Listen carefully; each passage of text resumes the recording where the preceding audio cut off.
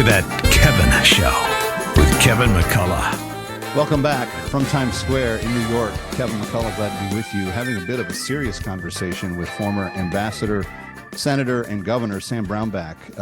Sam has spearheaded much of the awareness raising in just the last couple of days on Capitol Hill regarding the potential Armenian atrocity that may be carried out anytime soon by the Azerbaijanis, and the concern that the world is largely ignoring this group of people that are under siege and completely cut off from anything that they might need.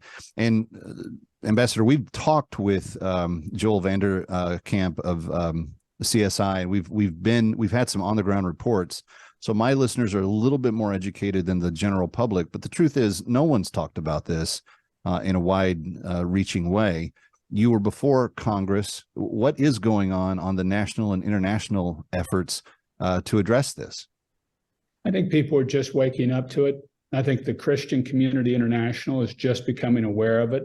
And I think in the past, they looked at it as kind of a he said, she said dispute between Armenia and Azerbaijan. And I think they're starting to see now more of it as this is an old stranglehold that's being taken again against the Christians that are surrounded by a Muslim country and backed by Erdogan's Turkey that are Islamist. Erdogan is an Islamist that heads up Turkey, and he wants this pan-Turkish Muslim recreation of the Neo-Ottoman Empire. And he's doing it. And he's a NATO ally on top of it. And so this is happening with American and Israeli weaponry. And that's where we can come in and really start putting some pressure back that the Western weaponry not be used. Well, so how do we do that? What was the mood of the committee that you met with, and what was the feedback?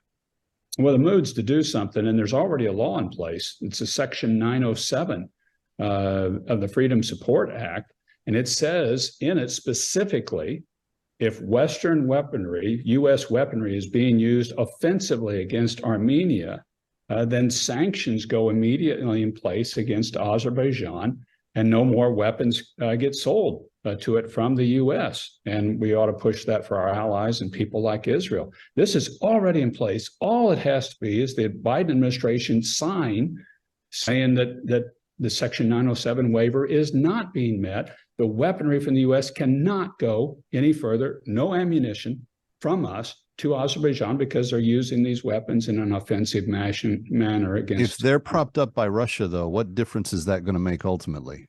Were propped up by Russia. Okay. The Armenians have been thrown under the bus by the Russians. The Russians now want Turkey's help and support, and Azerbaijan. And is that largely because of Ukraine? Their resources have been diminished? That and the Armenians are flirting with democracy. And anytime in a Russian former Soviet country they start flirting with democracy, the Russians have this tactic of just freezing them out, saying, okay, you want to try that stuff? Fine. And they put their boot on you any way they can, economically or strategically or militarily. And I think that's what's happening to Armenia. Let's talk about, from the perspective of my individual listeners and viewers, we have people that care, that are part of this audience. I know that Dr. John Eibner's big request every time he's with us is to talk to your pastor about this and start spreading the word through the local church.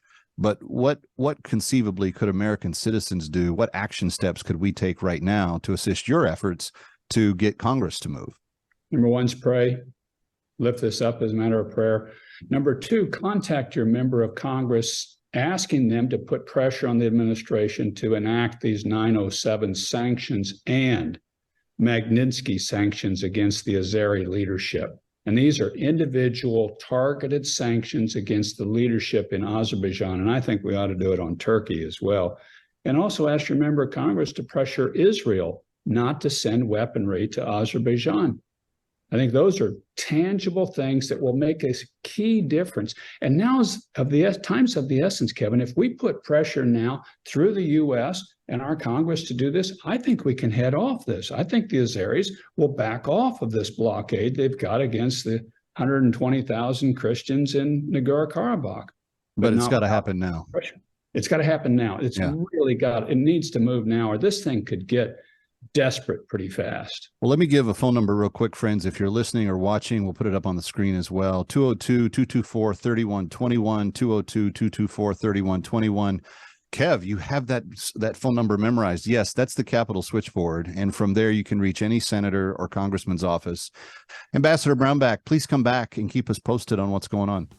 Happy to do it. Thanks, Kevin. Thanks for raising this. God bless you guys for caring about it. It's important.